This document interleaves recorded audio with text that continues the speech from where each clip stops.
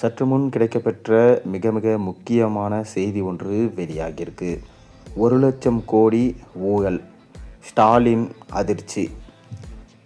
ஆளும் திமுக அரசு மீது மக்களுக்கு கடும் கோபம் நிலவுவதாகவும், அக்கட்சியின் பல உறுப்பினர்கள் மீதான ஊழல் குற்றச்சாட்டுகளால மக்கள் கொந்தளிப்பில் இருப்பதாகவும் தமிழக வெற்றி கழகத்தின் விரும்பாக்கம் வேட்பாளரும் பிரச்சார மேலாண்மை குழு பொதுச் செயலாளருமான ஆதவர்ஜுனா வியாழக்கிழமை தெரிவித்தார். திமுக அரசு மீது மக்களுக்கு பரவலான கோபம் உள்ளது.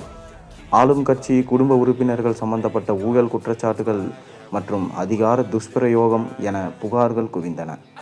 இந்த ஆட்சியின் கீழ் சுமார் 1,00,000 கோடி ரூபாய் அளவுக்கு ஊழல் நடந்திருப்பதா நாங்கள் குற்றம் சாட்டுகிறோம் என அவர் கூறியிருந்தார்.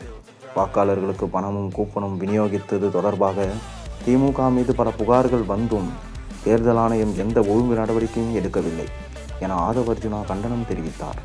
திமுகவின் இந்த முயற்சிகளை மீறி தாவேகா வெற்றி பெறும் என்றும் அவர் நம்பிக்கை தெரிவித்தார். ஒரு தொகுதிக்கு 50 கோடி ரூபாய் வரை செலவு செய்யப்படுவதாகவும் கூறப்படுகிறது. தமிழ்நாடு முழுவதும் உள்ள வீடுகளுக்கு பணம் விநியோகிக்க திமுக திட்டமிட்டிருக்கு. ஆனாலும் பணம் கொடுத்தாலும் மக்கள் தாவேகாவுக்கு வாக்களிக்க உறுதியாக இருக்காங்க. தமிழ்நாட்டில் பணம் ஒருபோதும் வெற்றியை தீர்மானிக்காது. நேற்று முதல் வாக்காளர்களுக்கு பணமும் 8,000 ரூபாய் மதிப்புள்ள கூப்பனும் வழங்கப்படுவதாக செய்திகள் வருகின்றன.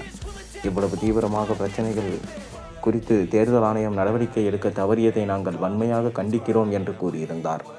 தாவேகாவுக்கு மக்கள் மத்தியில் சிறப்பான வரவேற்பு கிடைப்பதாகவும், குறிப்பாக விஜய் பிரச்சாரத்தில் சுமார் 70 பெண்கள் பங்கேற்றதாகவும் ஆதவர்ஜுனா கூறினார். இதை ஒரு அரசியல் அலை என்பதை விட மக்களின் நம்பிக்கை மற்றும் பாசத்தால் இயக்கப்படும் குடும்ப அலையாக தாவேகா பார்ப்பதாக கூறினார்.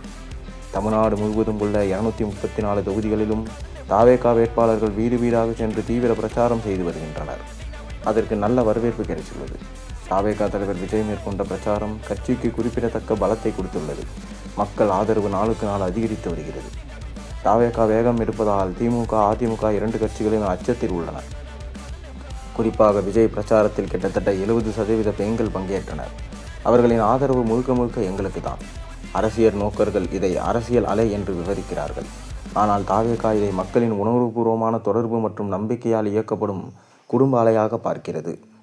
இந்த தேர்தலில் இந்திய தேசிய காங்கிரஸ், தேமுதிக மற்றும் விசிக ஆகிய கட்சிகளை உள்ளடக்கிய திமுக தலைமையிலான மதச்சார்பற்ற முற்போக்கு கூட்டணிக்கும், பாஜக மற்றும் பாமகவை கூட்டணி கட்சிகளாக கொண்ட அதிமுக தலைமையிலான தேசிய ஜனநாயக கூட்டணிக்கும் இடையே பிரதான போட்டி நிலவுவதாகவும், நடிகராக இந்த அரசியல்வாதியாக மாறிய விஜய் தனது தாவேகா கட்சியுடன் தேர்தல் களத்தில் இறங்குவதால் போட்டி மும்முனை போட்டியாக மாற வாய்ப்பிருக்கு.